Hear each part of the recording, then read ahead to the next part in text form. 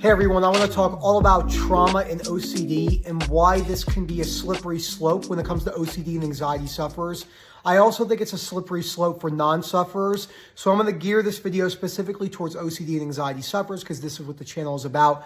But if you somehow find this video and you do not have OCD and you just have a lot of anxiety, the principles of this also apply. Before I go any further, please subscribe, hit that like button, comment down below. Let me know what you think about this. Let me know if other people have told you this. It's an understandable myth, but it's probably the number one thing holding people back from, in their definition of healing from a trauma, where the real definition of healing from something that's happened to you in your life, whether it's an event, what people have said to you, whatever you rate things, the belief that you have on that event is the primary thing causing you the chronic anxiety, the shame and the guilt and the depression today. And if you're interested in our coaching and webinar services, if you're working with someone, you've been trying to dive into the past with this trauma stuff and you're not seeing the results you're looking for, please email us at phil@ocdrecovery.com. Again, that is phil@ocdrecovery.com, and we will get back to you in a timely fashion. Now, because social media, like I always say, is the number one place where people get mental health information, it's very easy to just make an account and start talking about trauma. Now, trauma is a buzzword. There's a couple phrases and words right now that have lost their meaning, and I don't think you'll ever be able to gain the meaning back. There's a great statement out there by someone I like that says, once you water down a word and you dilute it and it no longer has meaning, it's very hard to get that word to come back with the authenticity that it once held. Now, this isn't to invalidate anyone's experiences in their life. We're here to teach you principles for life. I always say the unconditional self-life, other acceptance principles are not just for OCD and anxiety recovery. They're coming from a perspective of the realities of life. I'll give you a very simple example. 100 people get into a motor vehicle collision at the same intersection, same time of the day, okay? And let's say that the person driving loses their best friend in the passenger seat. Very, very traumatic experience. Let's say 5 years down the road, 25% of them are chronically depressed, 50% of them are still very sad on a daily basis, and the other 25, and this is just for an example, are accepting of the position. They're sad in a healthy, balanced manner. Their emotions are moderated, but they've accepted the reality and or accepted themselves if maybe they weren't paying attention properly and they kind of pushed through a stop sign and maybe it was their fault. This type of stuff happens every day all over the world. People end up being the cause of many unfortunate accidents, whether it's motor vehicle accidents, plane crashes, bar fights where someone gets hurt. There's a lot of different things. Saying something at work when you're really angry at someone. The reason why the 25 people who are more content is because of their belief systems they had on the event. That's the basic example why belief systems drive long-term emotional disturbances. Now, in the moment of the event, this isn't exactly the easiest thing because it's a highly traumatic event and there's all sorts of emotions going around. It's understandable when people are crying and they're freaking out and the rational perspectives go out the window. I know this all too well. I've had to practice this many times in my life. But the problem with trauma is the way you see trauma used, it takes your ability to recover or break down the beliefs you hold on the trauma and puts it in the hands of the event that's in the past that can't be changed, whether it's a false memory, real event type scenario with OCD or something that really happened and you don't have OCD. When people say the words, trauma's made me the way I am today, it's why I'm so angry, it's why I'm so depressed, that only is part of the story. And traumatic experiences will matter, I don't know if matter is the correct word, will have a bigger effect on the person, whether their society structure is, their belief systems, their socioeconomic structures, how they were raised, their family, the world they live in, the time period they live in. So there's many different factors.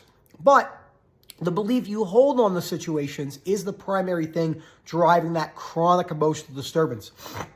So let's use myself for an example.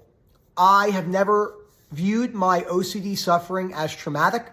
I have never viewed my mental health hospital experiences as traumatic. I've never viewed the police being called to my house multiple times in the middle of the night because I was saying really crazy suicidal stuff. I don't view that as traumatic. I don't view my father dying of cancer and holding his hand in the mortuary traumatic. I don't view anything in my life as traumatic, and I will not view anything in my life as traumatic.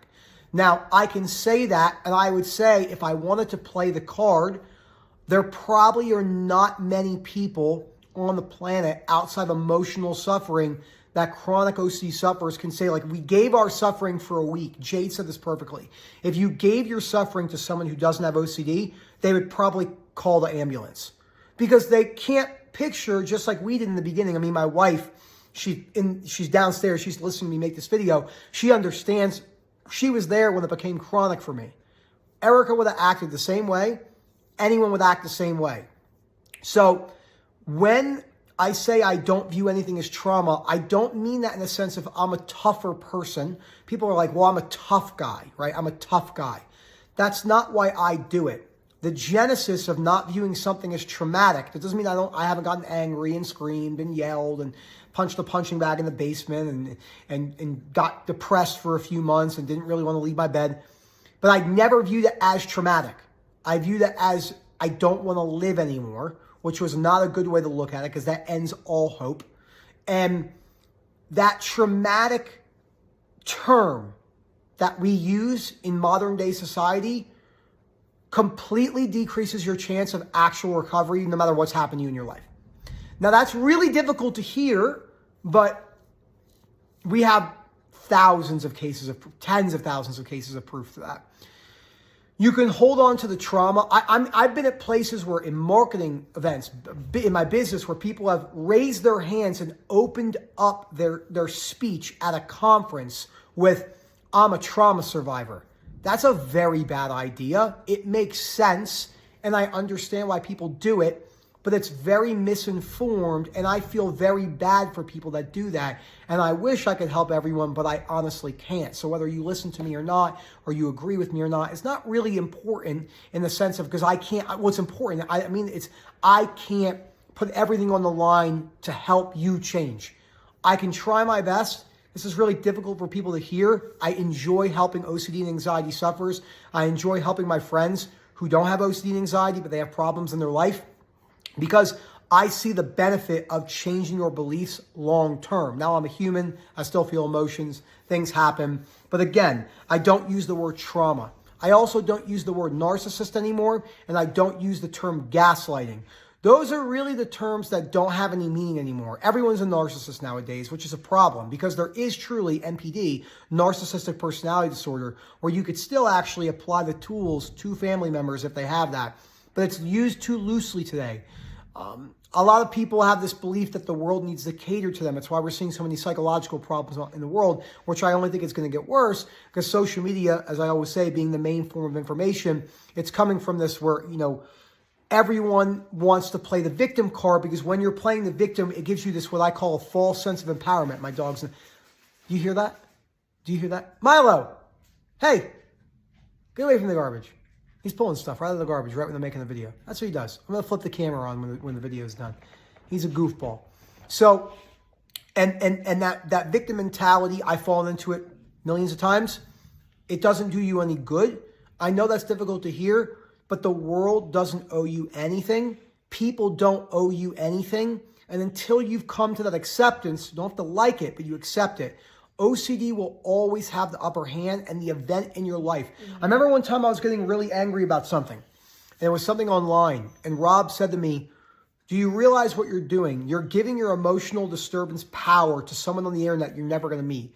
In that moment, a lot of things started to shift for me because I thought, wow, that's a really good point. Like, why am I giving this random person this power, over my emotions? That doesn't mean I wasn't agitated, but the chronic anger, the chronic anxiety and depression from looking at things in my life that I had no control over was the primary driving thing. Oh, I know, buddy.